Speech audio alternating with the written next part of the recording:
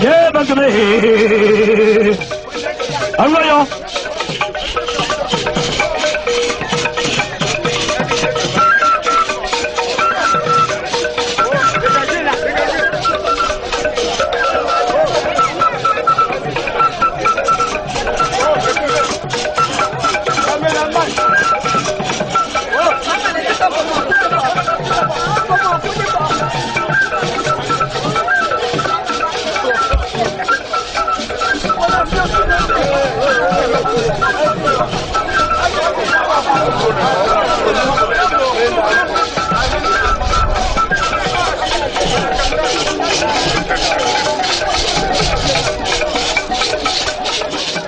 Mesdames, Messieurs, chers téléspectateurs de NGTV, salut et bienvenue à votre magazine La Voix Royale.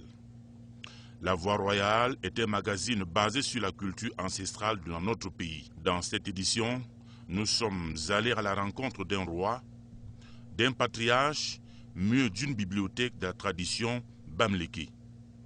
Il s'agit de Sa Majesté Sokoundjo Jean-Philippe Rameau, chef supérieur du groupement Bamenjou. On marque une pause et on retrouve notre invité dans un instant qui va s'attarder sur sa vie politique.